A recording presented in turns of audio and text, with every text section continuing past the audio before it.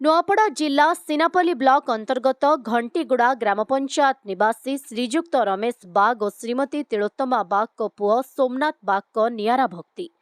से तीर्थस्थली पाताल गंगारू नागबम रे बाहरी दीर्घ किलोमीटर सड़क उपरे नाग सापपरी गुरुंडी गुरुंडी शिवंक उपासना करि चलिछंती। भक्त एवं भगवान को संपर्क अति निबिड़ होइथाय। निज मनस्कामना पूरण नहीं एक सप्ताह मध्यरे पाताल गंगारू घंटीगुड़ा ग्राम को पहुंचवा स्वप्न सड़क उपरे गड़ी गड़ी अतिक्रम करि चलिछंती। दृढ़ मनोबल एवं ग्रामवासी उत्साह प्रदान द्वारा तांको लक्ष्य पथरे अतिक्रम करिछंती। भगवान को पाइबा पाई कठिन परिश्रम एवं तपस्या करिबा परंपरा पूर्वरु रहिअछि। आज ज्वलंत उदाहरण स्वरूप सोमनाथ बाग श्रावण मासर प्रथम सोमवार ठारू यात्रा आरंभ करिछंती। द्वितीय सोमवार दिन निज ग्राम शिव मंदिर रे जलाभिषेक करिवे। आज सीनापल्ली ब्लॉक काप्सी ग्राम रे पहुंचिछंती। से पाखापाखी 35 किलोमीटर अतिक्रम करिछंती। वर्तमान से निज गाँ धबलेश्वर मंदिर अभिमुखे बाहरिछंती। आसंता काली से निज गाँ धबलेश्वर मंदिर पीठरे जलाभिषेक करिवे बोली कहिछंती। नागबम यात्रा रे अनेक ग्रामर ग्रामवासी माने स्वागत करिबा सह यात्रा समय रे सड़क को झाड़ू मारिबा फूल पुष्प क्षीर बेलपत्र नड़िया आदि देई पूजा करुछंती ओ देखिबा पाई भक्तंकर भिड़ मध्य देखिबाकू मिलिछि। हर हर महादेव कलेश्वर महादेव की भगवान प्रथम सोमवार पतलुंगार पानी उठी करी हमें घंटीगुड़ा धबलेश्वर मंदिर रे पानी डालमा आज माने एटा 7 दिन ही गला काप्सी रे अच्छु आसिकी वर्तमान अभी आम जीवार अच्छे।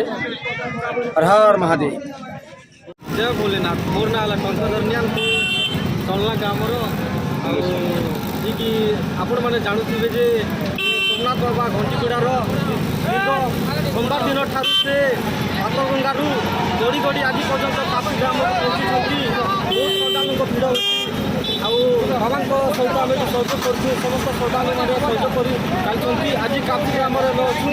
बर्तमान बाबा ए गड़ी गड़ी धबलेश्वर शिव को पहुँचे। जय भोलेनाथ। जय बाबा बरदेश्वर। मोर नाम है टंकधर भाई। मोर गाँ घंटीगुड़ा थाना सीनापल्ली जिला नुआपड़ा।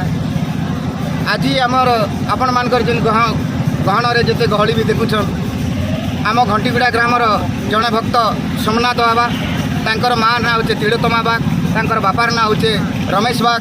से अनेक दिन बाबा पातालेश्वर से माने मनस्कामना करथिले आउ से ए वर्ष जेते बेले आषाढ़ शेष होगला श्रावण आसिला प्रथम सोमवार दिन ठारू से जाइकरी दिन गोटाए रे पातल गंगा पानी उठेकरी सीधा सड़क नागबम रे गड़ी गड़ी आसुछंती।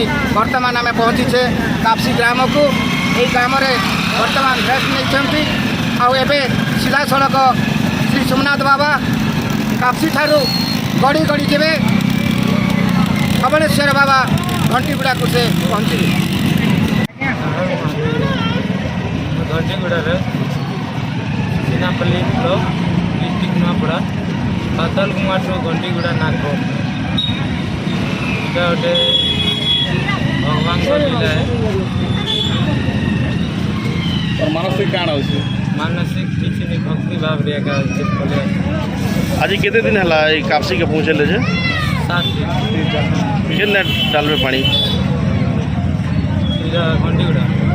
नुआपड़ा जिल्लारू जगन्नाथ सागर रिपोर्ट ओडिशा हाइलाइट समाचार।